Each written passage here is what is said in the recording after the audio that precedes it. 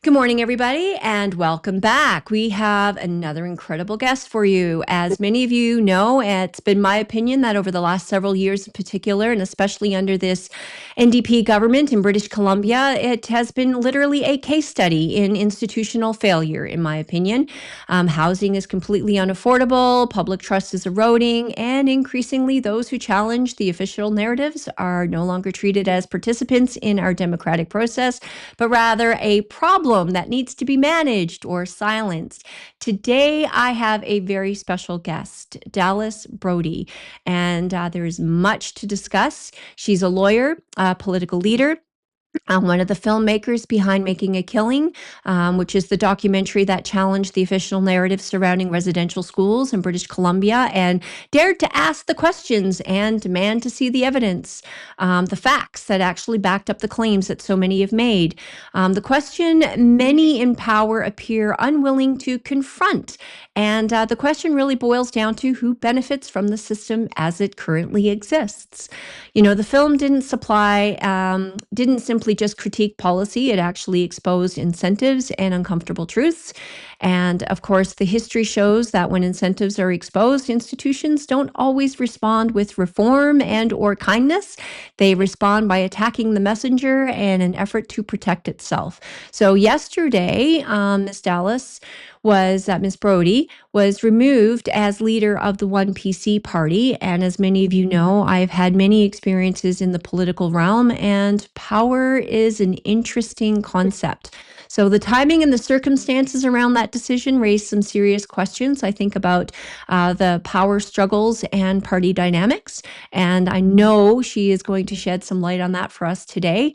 So today's conversation, we will discuss the commentary, the documentary, Making a Killing, obviously, and some of the Aboriginal industry and the power that it's acquired and why perhaps BC has chosen to take this path, as well as some of the power struggles we're seeing, the role of media, and of course, the personal cost of speaking truth in a system that is increasingly discouraging that.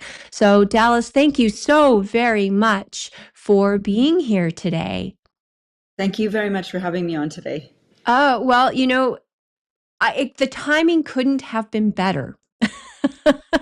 I have been thinking about having you on the show for so long, and I think I get really the big first interview with you after all of this kerfuffle that we're seeing going on. Oh yeah, it's been a kerfuffle. I'm trying to keep my sense of humor throughout this. I mean, it's been a devastating time for me. Some of the people I trusted the most have done things that have actually just been shocking to me, just over the top shocking. And I've never experienced, like, I'm learning that in politics, you really don't know who your friends are, and you don't know you don't know who you can really trust until you've really tested it for quite a while. And this situation is so unfortunate. We were doing so well, and the whole thing, my perspective, I think there was a lot going on behind the scenes that I wasn't aware of, even within my party, and who they were involved in and what they were doing without, unbeknownst to me. But for me, this whole situation exploded over a staffer who had been on the team since about July, and I had concerns about him from the beginning. And on numerous different occasions over the past few months, I had requested that he be let go. And each time my chief staffers said, no, we'll mentor him and we'll deal with it, but nothing ever changed. And ultimately, the information that I was worried that I had suspicions about broke into the public the weekend before last, and I brought it to the attention, saying it's time. We have to get ahead of this.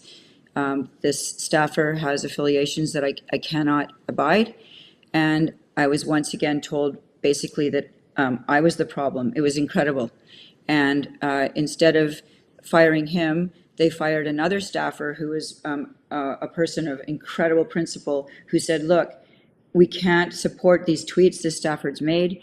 It's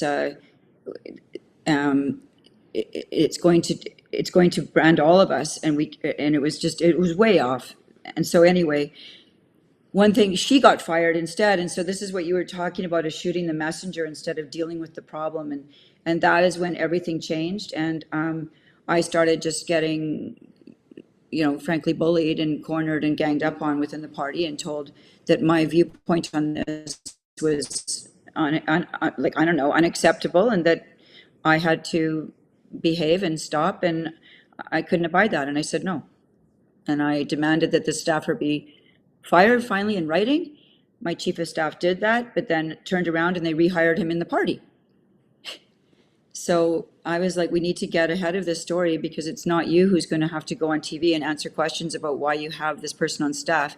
And, we're not like a 5,000 person organization with one person who has some, views that we're like a team of like 7 people.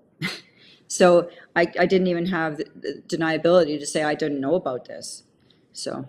Yeah, so maybe share a little bit about the tweets that you were concerned with. They don't have to be specific, but just more in general, as far as the theme or the idea that you disagreed with, that, because you come across as a very principled person, somebody who has a lot of integrity, believes what you say.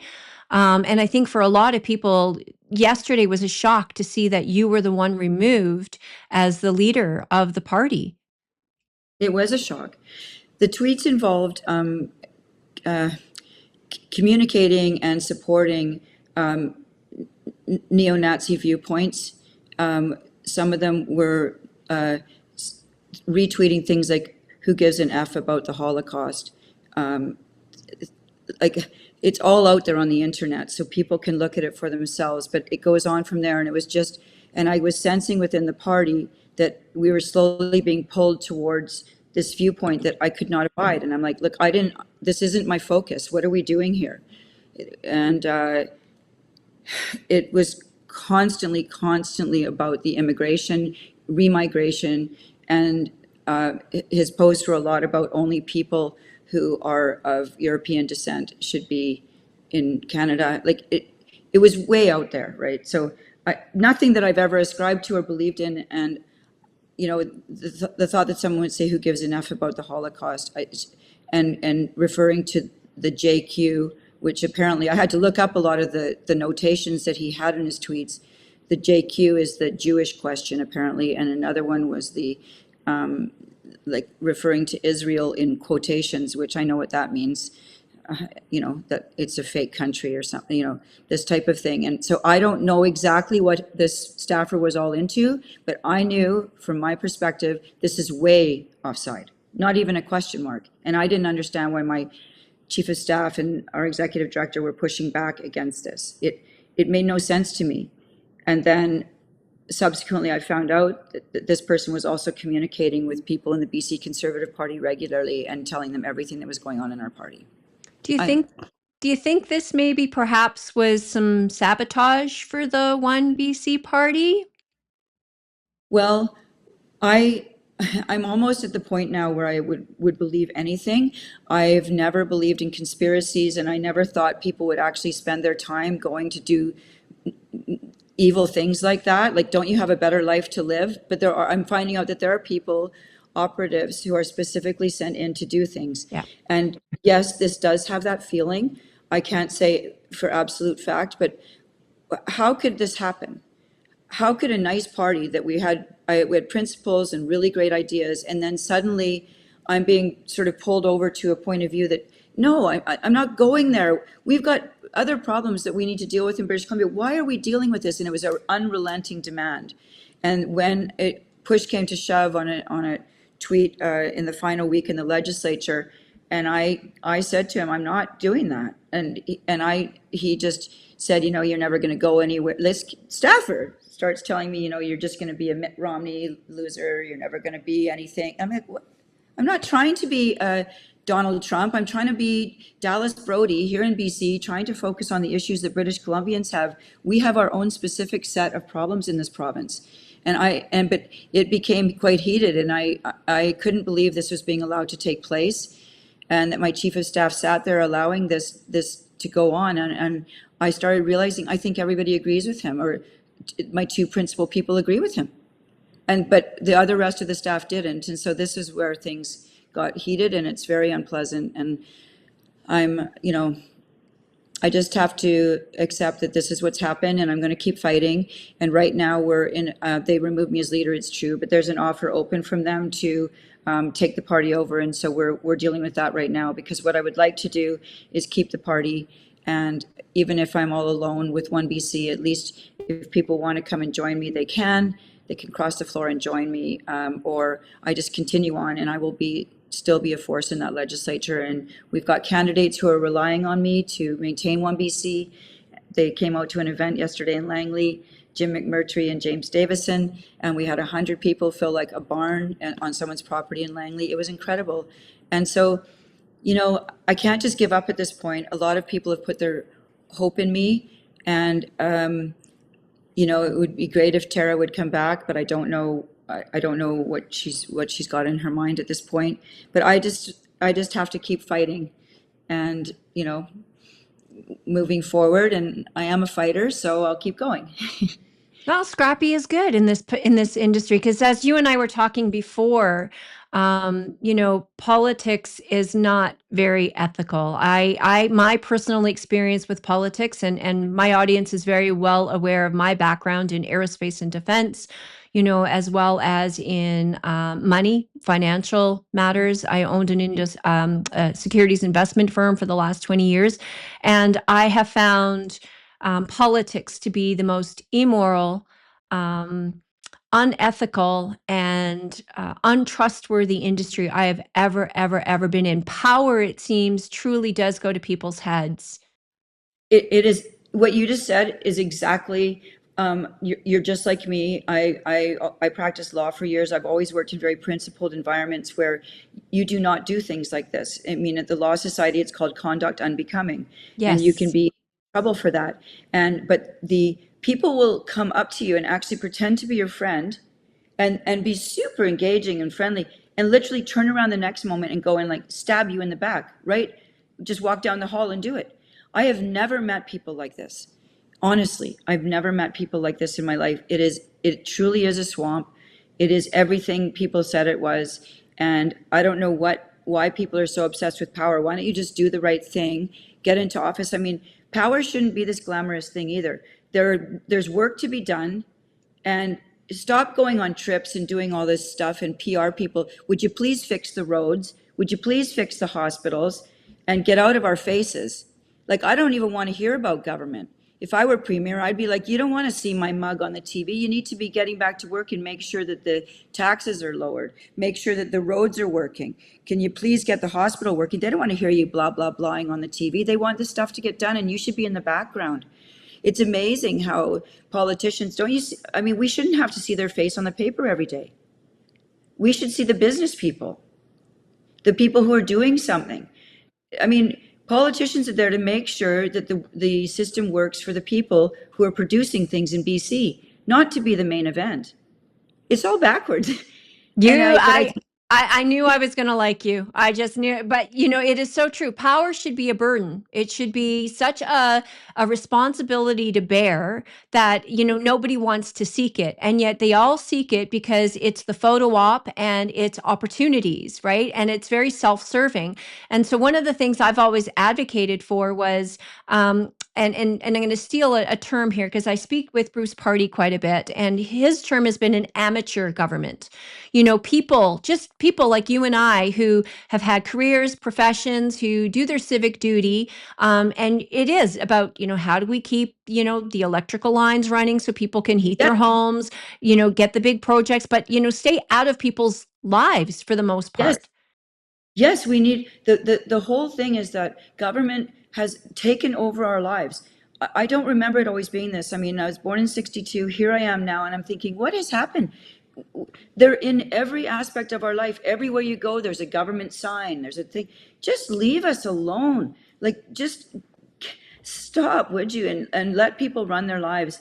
I'm a firm believer that we need to get the taxes completely reduced, put the money back in the hands of the people and let them spend it. And we need to cut the size of government bigly. We need to get, the civil service, it's out of control. And I really, we need new dams built. We need bridges fixed. We need roads fixed. We need highways built. Things are not moving around the city. You know as well as I do. You know, even in Vancouver, like this is on the municipal level, but graffiti isn't even cleaned up anymore. Excuse me, that's the job of the city hall. And they're so busy running around going to this cocktail party or being seen here and photo ops. It's like nobody cares. Nobody cares that you're at the party. They'd like the graffiti removed, please. And they would like the potholes fixed quickly. And they would like the intersections fixed in like 2 months. I mean, I can't believe the pace of work. It's everything's so slow and nobody seems to be cracking the whip and saying it's time to get busy here, BC. So I actually, I've had business people tell me, Dallas, if I, like really amazing business people who have been, you know, built themselves, self-made people, they said, if I were in that premier's office, not I, they have said to me, I could fix this in 2 weeks. I said, I know, the Yeah. fixes are not difficult. It is not difficult. It's like bring a business sensibility to running these files and get it going again. But honestly, in Victoria, you wouldn't believe people are preoccupied with their extramarital affairs, sniping at this person, sniping at this person, you know, behaving like children, not even reading documents. It just, it's not what the life I used to lead, where people actually focused on their work.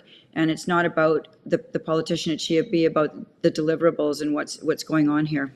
Yeah, and I mean I agree because you know in our business you're in law, I was in aerospace and defense and in securities, right, which is all law for the most part. Yeah, You know the all law. details matter, right? Oh, And you yeah. have to you can't just read the headline and come to an assumption or a conclusion.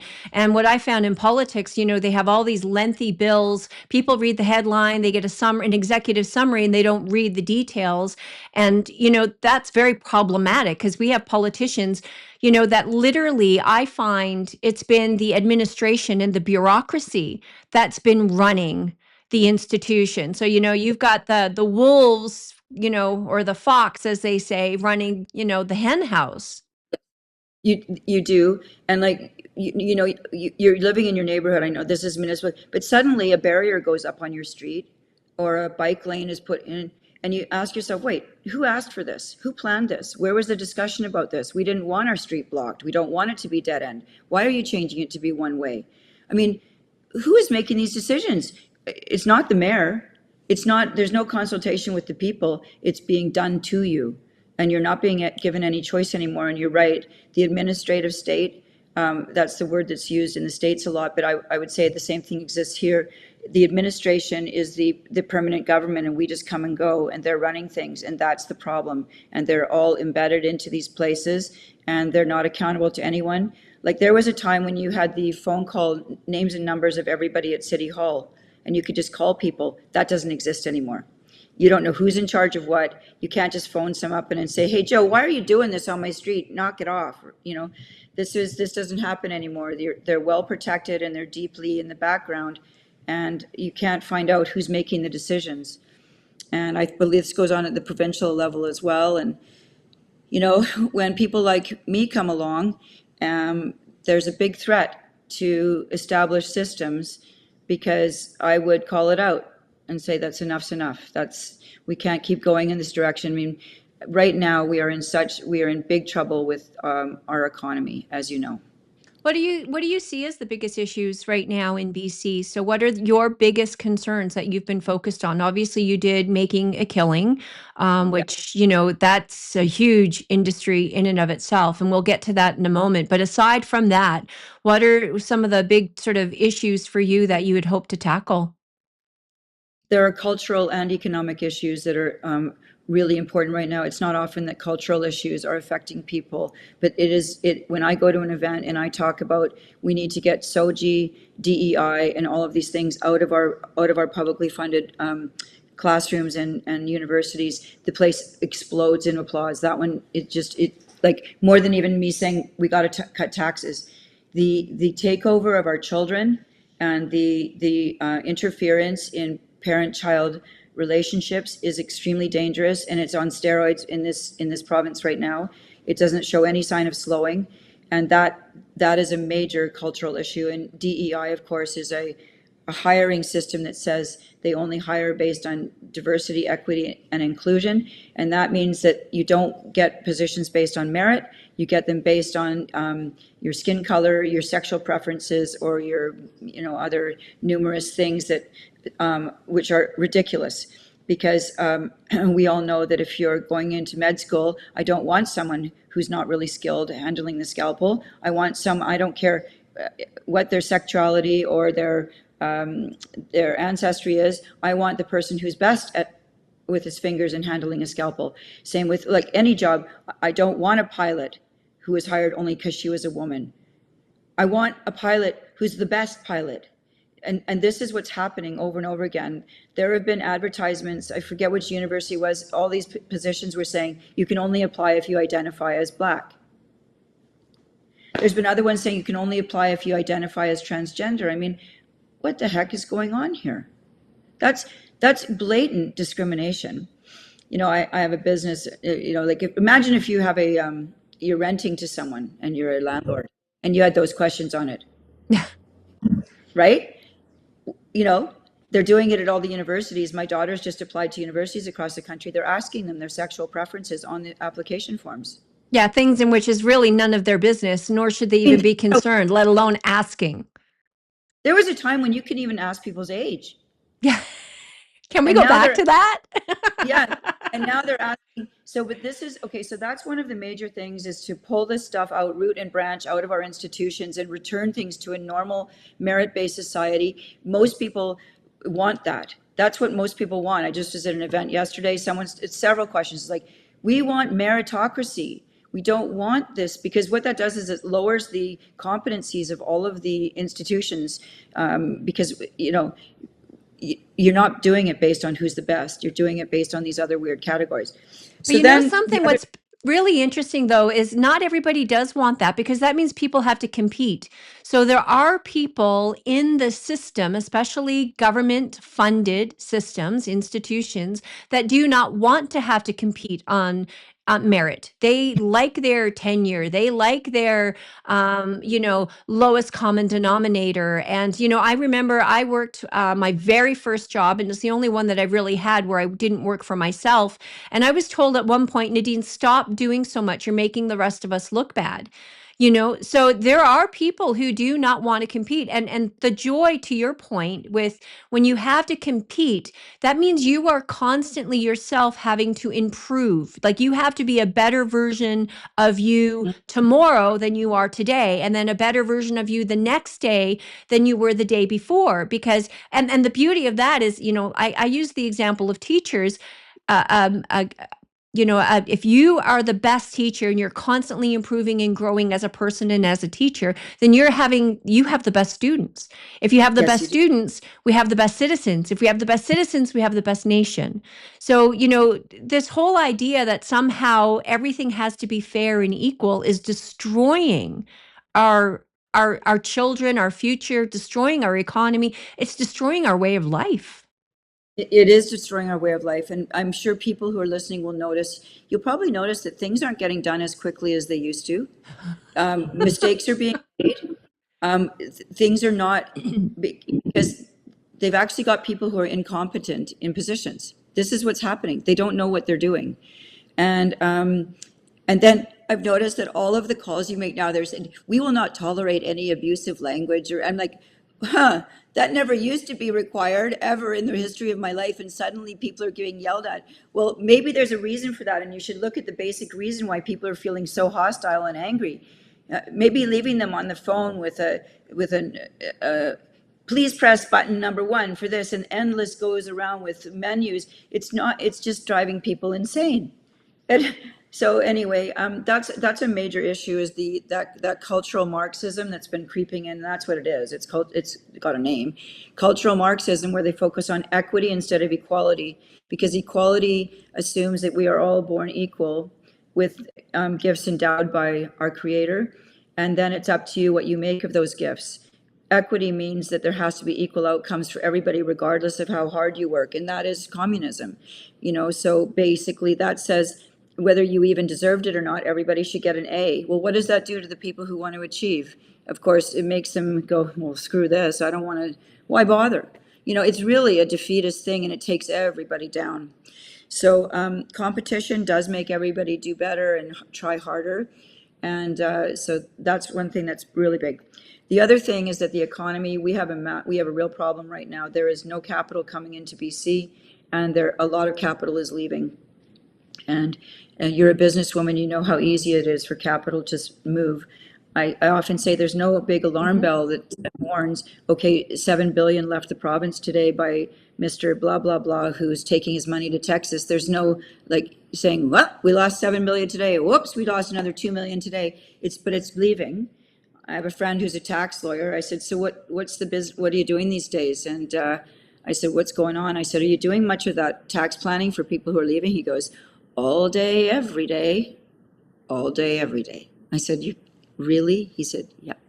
Yeah, people don't realize, but money is going to go where it's welcome. And where Yes. it's welcome is where it's the least regulated, the most tax friendly, where the government knows its place. That stay out of the way of industry and business and let them make the decisions that need to be made. When you get into minimum wage requirements and, marketplaces can't afford that, then sacrifices have to be made. And, right now we have neighbors to the south, we have neighbors around the world that are just a more favorable place. And BC, I have to admit, because I do business in BC, is probably going to be one of the worst provinces I have seen. And that's Really? saying something, because I've lived from coast to coast, including Newfoundland and Labrador, where the government, shut down an entire cod fishery. But what is the mentality? Like, I mean, I know you represent a group of individuals and people in BC that, are looking to make change. I mean, some would say conservative, right? I would say just common sense. I But just say it's common. The left-right continuum really doesn't work for me anymore. Right now, it's really up or down because we're going down, and none of these policies are working. But sorry, I interrupted you. But what were you saying? no, Sorry keep about. going, because I mean, that's what this is about, is the conversation. Okay, well, I really, what the problem is that the mentality seems to be, well, we've got ideologues in the NDP, and you can't underestimate the level of their ideology. They are socialists, and they believe in communism. I mean, this is what they believe in. They would rather have everybody. They look at the things they're doing. They take drug. They want to put drug addicted home into the middle of a nice neighborhood. What's the attitude behind that? Here's the attitude behind that. You've got this nice little life. You think you're all happy there in your neighborhood. We're going to put a finger in your eye and we're going to put this right in your neighborhood so you have to face the misery. And it's the spreading of misery to make everybody live like that. And this is precisely what is behind it. It's the politics of rage and envy and resentment and lowering everybody to a quality of life that is lower and lower. And and all the powerful and strong people can leave and get out. People with money just leave, but everybody else is stuck. You know, you I know people are leaving. Like we know people are leaving. The money is leaving and none's coming. So, gee, why is that? So, and then the people who can't leave are going to be stuck here in a hellhole because nothing will work. I often say to people like, oh, and they're also about, oh, tax the billionaires more and more. Like, do you think billionaires walk around with like buckets of money just slushing around their house? The billions are invested in whatever, buildings, industrial properties, businesses, grocery stores. People. Why do you think Jim Pattison's a billionaire? Well, Jim Pattison worked his butt off. He started as a car salesman back in the 1940s or 50s, and he hustled. And you know what? Because he's hustled, he's able to create a huge building at the hospital. Because he hustled, he had a boat. He deserves that. But these people are like, oh, you've got a boat, must be nice. I've had people online criticizing that I have money. Like, really? Why? I've worked my entire life. I've sacrificed. I never traveled. I've worked super hard. I worked on houses myself, shingling my own house, putting my own drywall in, trying to make a few, some increase on the value of the house, starting in the late 80s when I first became a lawyer.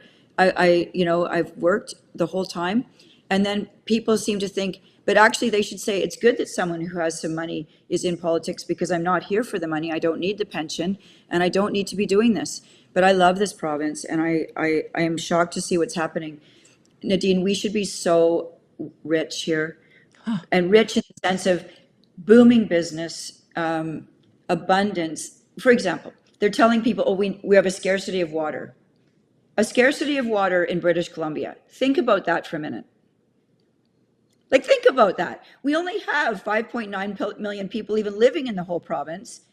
Like, Manhattan has 12 million. I mean, the island of Manhattan has 12 or 15 million. We have a tiny population, vast, like it rains all year, and we're told we're short on water. That's the fear tactic of making people believe they need to get by with less. And my philosophy is stop managing this scarcity and start creating abundance again for people. You shouldn't have to have a shower that's going drip, drip, drip. You should be able to have a nice shower. Well, you don't like having to chase around the water droplets as they fall out. So the thing is, like, we've got so much abundance here, and we're just literally shutting it down. And I can't believe that this has all been done by accident either. There are several large foundations in the United States that have been working together with Indigenous communities or Indigenous leadership to basically strangle down our province. It's the Tides Foundation, the Ford Foundation, and the Rockefeller Foundation. But the Tides Foundation made real inroads when they brought in Gregor Robertson to be the mayor of Vancouver and started completely altering the whole landscape of our city. And people never even knew what hit them. And these are deeply funded. It's well documented, but the media never reports on it because the media tends to be in favor of these things. But I can bet your bottom dollar that if there's a Trump Foundation in here messing around, contributing to this, that, and that would be all over the front pages of the newspaper. Remember, there was a hotel downtown that had Trump. I think it was called Trump. They had to change the name of that hotel because people protested all the time, just the name being on the front. So they changed it to the Paradox Hotel, I think. But I mean, but all these other organizations are in here working, and I know that they have been moving this ball down the field to, my term for it is to turn British Columbia into a park.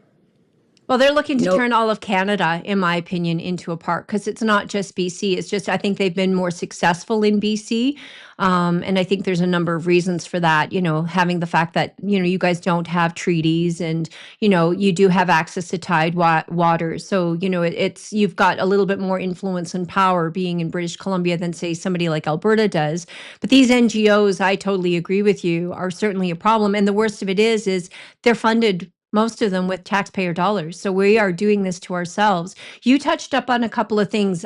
You used the term envy.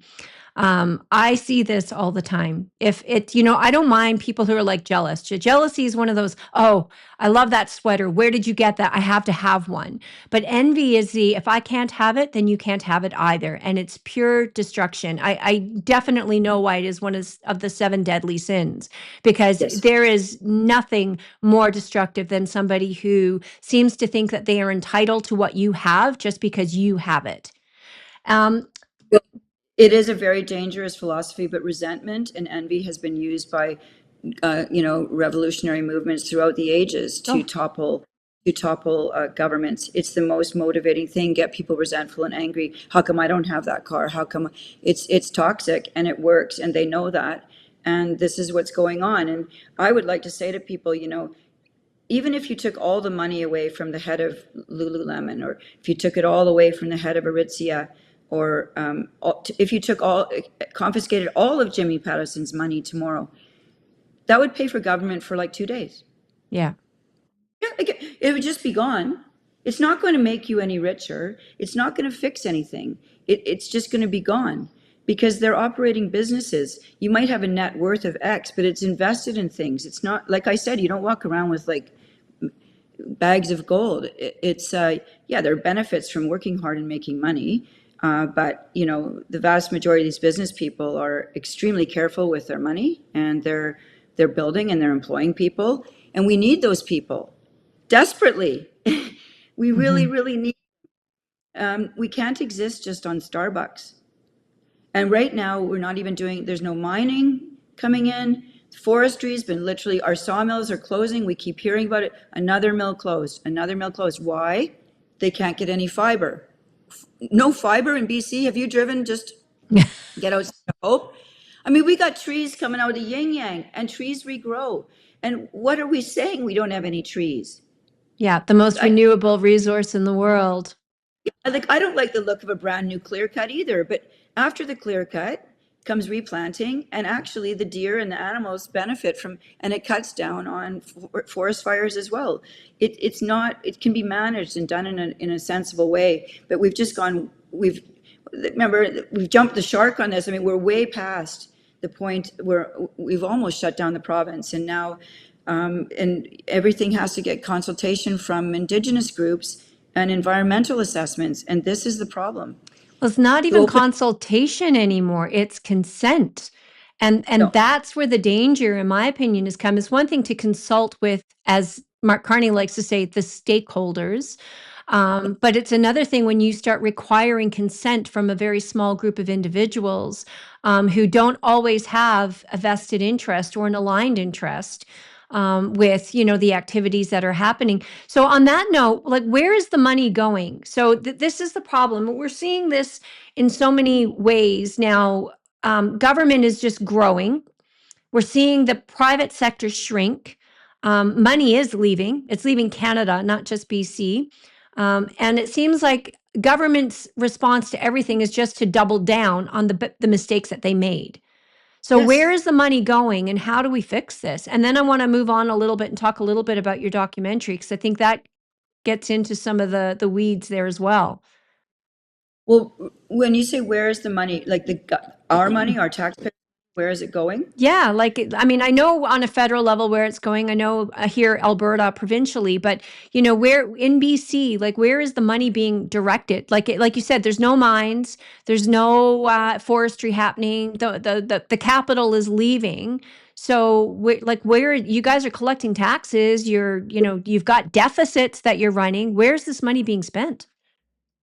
Well, when EB came in, he had a $6 billion surplus, and we're now at, what is it, a $14 billion deficit. And it could go up to 20 billion. There's some projections that it could even go higher. Either way, it's a disaster. And but apparently, when EB took over, he quickly pushed out a lot of money to special groups that wanted money, unions, environmental groups. It was just like, let's shovel it off the truck as fast as we can. And there was a big uptick in payments to Indigenous groups, big uptick. And this is also followed, it's basically going to increase the size of government. The government has grown by, I believe it's 31.9% since COVID. So that's like in 4 years. It's a massive jump in the size of the civil service, which is the precisely wrong thing to do when you're in a situation that we're in. I know people don't like to hear this, but the civil service has got to be cut.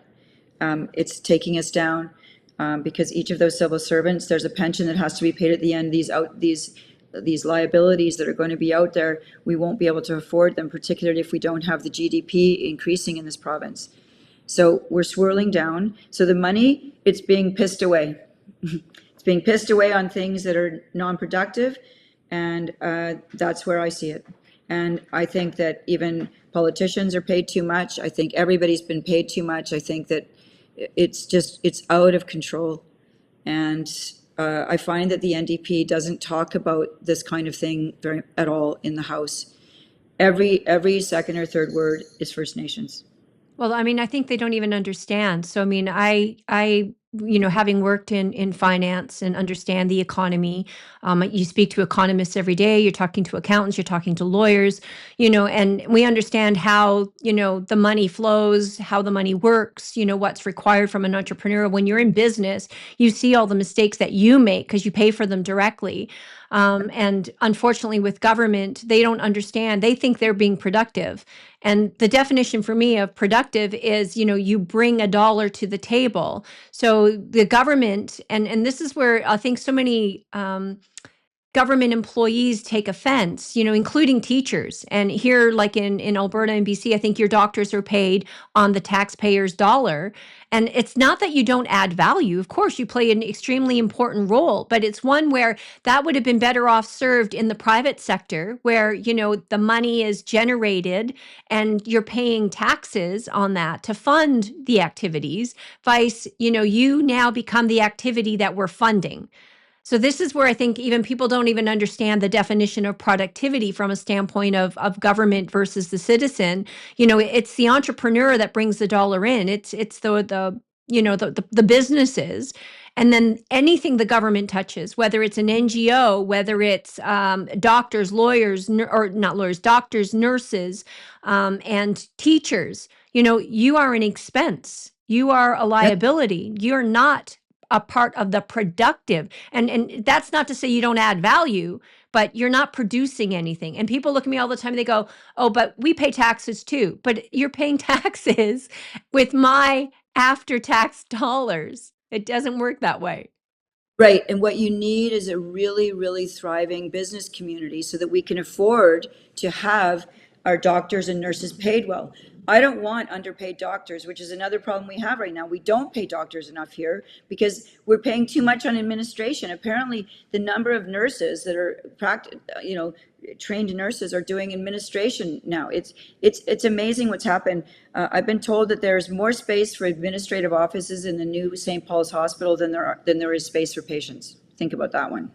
Yeah, no, and I've seen it. In my hometown of Labrador, when they built a brand new hospital, literally they increased the administrative space and shrunk the patient's space. It makes no sense to me. But people even talk about here in Alberta that we don't have enough doctors. But the reality is we have almost 13,000 doctors for a population of 5 million people. If you do the math and you break it out, even with holidays and taking time off and all these other things, vacation time, every doctor, if they were actually seeing patients and not doing administration, would have to see somewhere between 2 to 3 patients a day. That's it.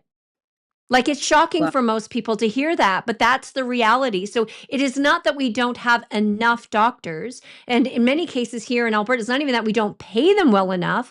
It's we have way too much administration and the money is not flowing down and, it's not being applied to where it's needed most. no, that's exactly what's happening.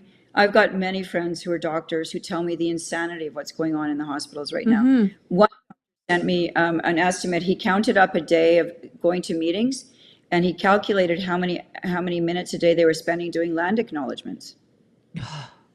These are practicing doctors. Right, because a land acknowledgement is very important before you see a patient.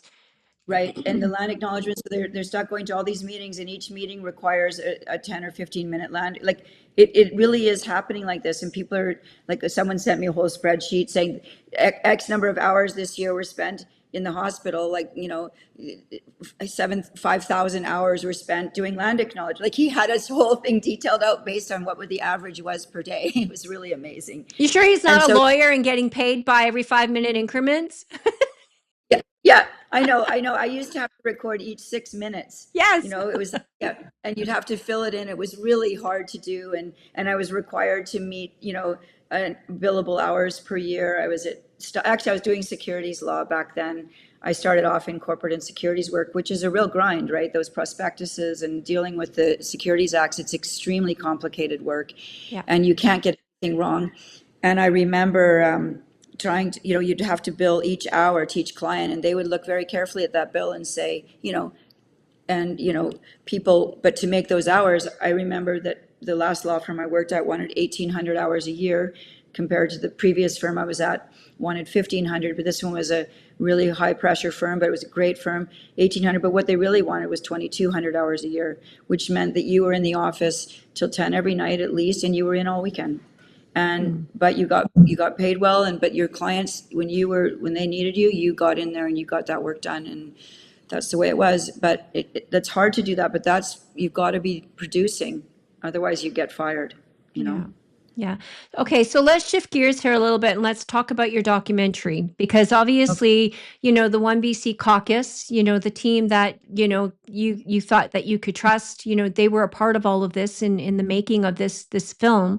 And you do tackle some really big truths in here, and you really ask some very just responsible and reasonable questions, and there's really no good answer. So what was the motivation in doing the documentary? Because I mean, I look at this and when obviously there's some political ramifications, right? There are definitely some cultural, there's definitely some legal, implications here. But, what I see here is really a warning. Well, what we discovered, like when I first got expelled from the Conservative Party for posting something about a lawsuit, like this was about sort of tracking my journey from that original post, and I won't bore you with the details because it's all in the documentary. But, we realized that people in British Columbia didn't understand the impact of this act that they passed called DRIPA. And DRIPA, the Declaration on the Rights of Indigenous Peoples Act, has changed the entire world in British Columbia. It is like orders of magnitude that people had no understanding of what this meant. And this was a piece of legislation that was passed unanimously by the House. It's unthinkable that nobody stopped to look at this and say, hold your horses. We cannot do this. And right now, of course, I mean, back then, I mean, oh, you're a racist for saying this. I'm like, I got called every name in the book.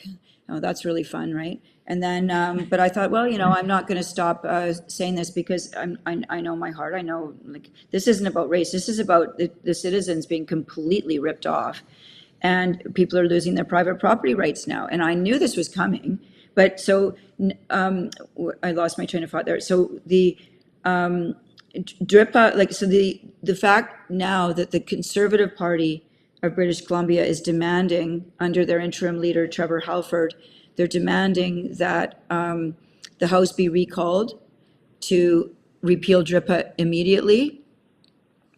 And even now, even David Eby, is saying that this should be amended a little bit. I'm like, so now are you a racist too, David, or is it still just me for pointing this out?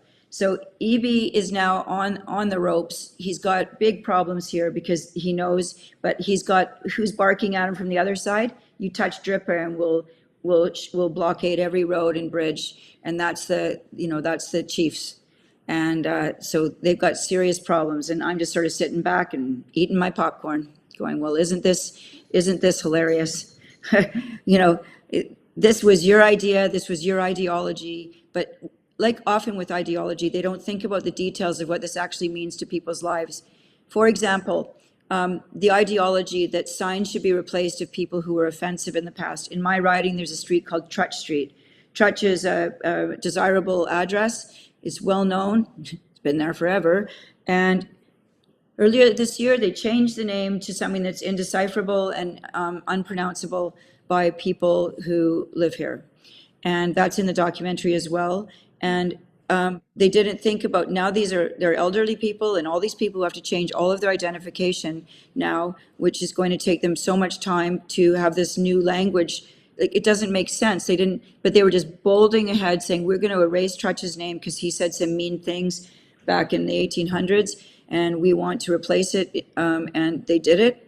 And, I think, for example, that needs to be restored to being Trutch Street. It's not fair to these people. There's a public safety issue even around that. My dad was a firefighter for 40 plus years of his life. And if you can't tell him where the fire is because you can't pronounce it, you don't know it, how does that make communications from a public safety perspective, whether it's police or fire department? This goes far beyond. One of the things in looking at the economy and the geopolitical environment of the world, and you're always looking at the unforeseen consequence, right? The unseen hand and the Yeah, ripple effect of things. And do you honestly think though that DRIPA was unintentional? Do you think that they just did this because it was it garnered votes and they could move it down the road, or if it was because you guys didn't have to bring in DRIPA. DRIPA was provincially we did. legislation. It and UNDRIP, which is the federal kind of UN. Yeah, The rest of Canada hasn't said no, we're not going there. I know. We didn't have to do this, but the UNDRIP was the mother of all disasters, and then Hmm. DRIPA is the gargantuan baby of all disasters. It's a mess, and they didn't have to pass it, but they did it because there are ideologues in the hardcore ideologues who really believe in the land back movement. And anybody can just Google that. I won't bore you with it, but the land back movement is expressly stated in UNDRIP. The three major things in UNDRIP are the things you need to know about UNDRIP is the first one is all land back, not some land, all land back to original peoples or indigenous peoples. The second one is a veto over anything that happens on those lands. And the third is indefinite funding of anything they need to exercise their rights to have these things. So that's what we got. And the reason it got passed is because this is a hot potato issue, and you can see federally and provincially, nobody's wanted to deal with it because it's so nasty. Look what's been done to me. They even wanted me put in prison. I mean, I don't know why, but so I blame the courts who have had terrible judgments on this. I blame the politicians for allowing the courts to make the policy instead of having the cojones to stand up and do it and say no. The answer is no. The answer is just no. And from a business perspective, we just got out negotiated on this all the way down. They'd start calling them names and they just back away. Oh gosh, I don't want to be called a racist. I would have said, call me whatever you want. I have to act for the best of BC, and that's the way it's going to be. So we're not going there. And you can kick stomp your feet and get as mad as you want, but we can't do that. It'll take the province down. And that's what's happening. Well, the hard part And is the courts can only rule on the legislation that's put into place, and your politicians, put DRIPA into place, and I mean they can only interpret what's written there, and you're seeing this all across Canada, though, too. In since 1982, the courts are now making the decisions because parliamentarians don't want the liability, they don't want the responsibility. They're happy to hand it over to have the courts interpret. And it's yeah, become this living doctrine. Talk a little bit about that because you took on the unmarked graves.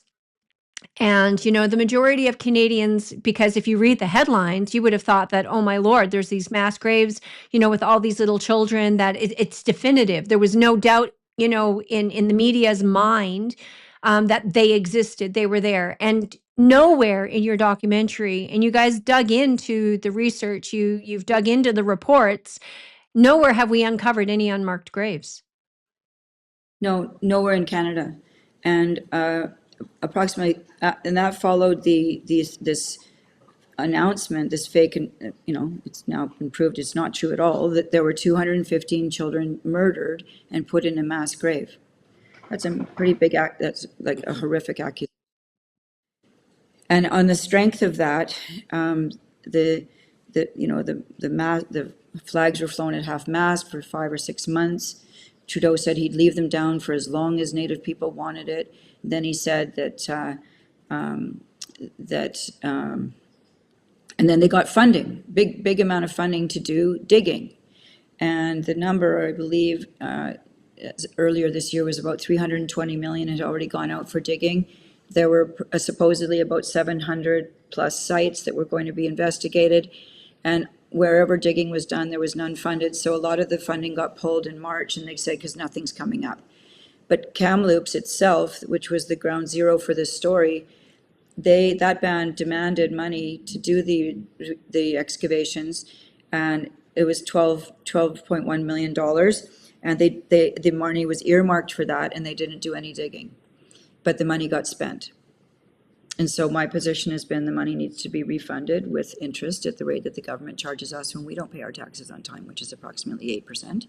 And I think that we need to have some start getting things orderly again. I mean, imagine if they gave you money to create a women's shelter, and you had been given a government grant to do that, and you had a building and you wanted to transform it into a women's shelter, let's say, and you took the money for that, but you spent it on consultants, but you didn't end up with any women's shelter. That's fraud.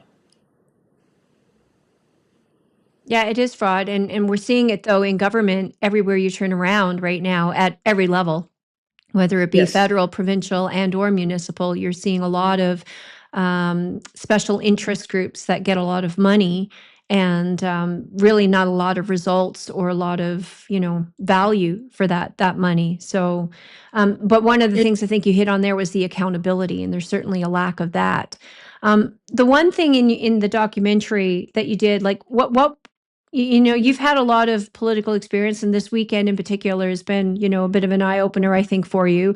What, if you Yeah. had to say the one thing that you've underestimated the most in politics, what would it have been?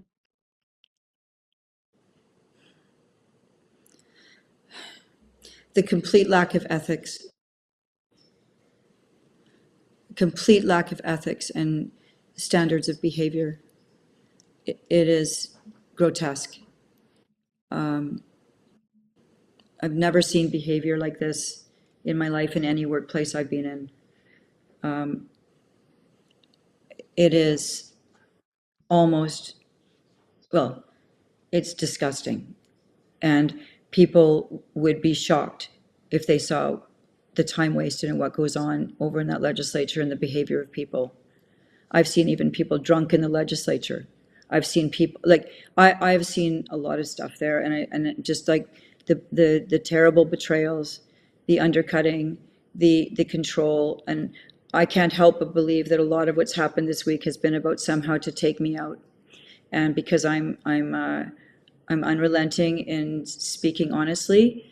I don't say that I'm perfect at all, but I say honest things. I don't spin it. I don't pretend to be, some polished diplomat. I am a human being just like the rest of the people in BC, and I don't even consider myself really a politician. I'm a citizen who's gone into that legislature to try and do a good job. And there are other people like me, but it is a mess. And I would say there's an incredible lack of competencies. So those are the big things. So treachery, incredible. Yeah, it's a tough space to be in. I know even for me, just, my own personal experiences, there was one point after I got disqualified by what I thought was my own party who shared my own same beliefs, and I put the work in, and to win a nomination, it took me about 6 months to kind of fully comprehend, digest, like what just happened. Nadine, that is exactly right. Because you can't believe it. You're like, what kind of human being would let me work on something for 7 months and put my business aside and work so hard and then just one day say, hey, you're out? That's so what kind of people do you end up getting in politics then? Good people? You can see why you end up with unethical people, because they are the types who are willing to play these games. Good people feel sick to their stomach and say, I can't be around this anymore. Everywhere I turn, I feel like I see evil. And it's very, it's so unpleasant. And so good people like you get replaced by snakes. Yeah, And that's what happens. yeah, it's a tough space. Do you think that it can be reformed? Like, I know you guys, you went down the path. You didn't like what you were seeing even after being kicked out of the BC Conservatives Party, and then you started your own party. And just even after what's happened this weekend, do you think there's any chance that we can reform political parties and reform the process, or like how do we fix this mess, Dallas? We have to, well, I am going to keep fighting, because in a base level, I am a fighter, I'm a scrapper, and I don't want to give up on my province. I mean, I could leave, I could go and leave, but I think, well, then they win, and I can't do this. My ancestors built so much of this province, the work that went in, my dad and my grandpa, and all the beautiful things they endowed us with, our communities, like they really built a fine city, and the work that's gone in, It's not fair to just to allow this group of ideologues to throw it all down the toilet. So I'm struggling, and I'm going to keep fighting, and I may end up just being there and being screaming next to thunder, but I'm going to keep going, and I'm going to try and get the party, keep the party rolling, keep rolling. And the only thing I can do is hope to get a bunch of people running for OneBC and go forward and possibly form some ethical base in our government, and then start from there and start introducing ethics and codes of behavior. And maybe that's the start. It won't be easy. It'll be a long path, but I have to believe that there's an answer to this. Wouldn't it be amazing to have someone like you in the House? I've got so many people that I know that they'd be just pit bulls in there, and they'd be like, let's get down to work, roll up our sleeves, let's work. They practically do it for free. Just let's get in there and fix things. And we need people who want to fix things and take a sensible approach, who aren't looking just to get their picture in the paper. And stop people who don't want to run other people's lives. This government wants to control you. I'm telling you that. But what is it? David Horowitz always said, inside every progressive is an authoritarian screaming to get out. Yes. And that is true. There isn't, they want to control you. Like I often say, look, if you like high taxes, why don't you just pay more? Yeah. Like, Yeah. just pay it. Yeah. No one stop. If you don't like using electricity, then stop using it. And if 50% of the people vote NDP or Green, or just, well, you do it then. You don't have to wait for all of us. There's nothing stopping all of you from stopping driving cars. 50% of the problem is solved right there. But they don't want them to do it. They want to make you do it too. Yeah. And I like my car. Yeah. Well, I don't know about I you, but think the whole my car. socialism, that whole communist kind of Marxist ideology, that totalitarian, it comes from, I think a large part of it is, though, the intellectual group, the academia group, who, seem to think that, they live in a bubble, but yet they're the only ones who have a sense of reality. And yet, they have this sense of moral and intellectual superiority over Yeah. other people. So they should be the ones making the decisions and telling you what to do, but yet they're not willing to do it themselves. That's one of the rules I've said to me, I don't ask anybody to do anything I'm not willing to do myself. So, Me too. if we all just lived just simply by that one little statement, imagine the difference, that the world we would be living in, right? Because it's that sort of underlying principle of do unto others as you would have them do unto you. Exactly. Right. But a lot of people crave control. And so here we are. And I want people to know that if they're feeling wonky and things seem really crazy in British Columbia and stuff, it is. Things are off kilter. There's the earth is shifting under your feet, and and I think that just purposeful and dedicated politicians, maybe the BC Conservatives will get their head back, or I don't know what's going to happen. I can't predict it.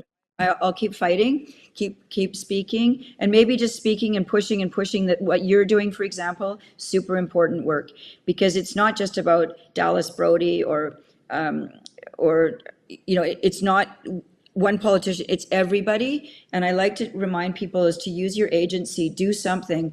And if you're not technologically skilled, just send a letter or go out and hold a sign up on the bridge one day, or just do something.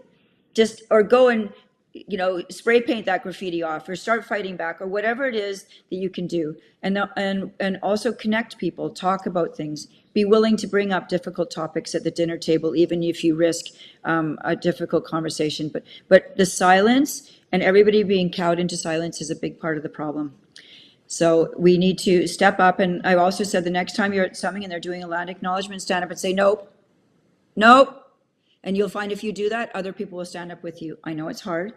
Or just go to work and delete the pronouns that they've forced you to put on your email signature, or delete the land acknowledgement off the bottom. You don't have to leave it there. Just do it. Just start.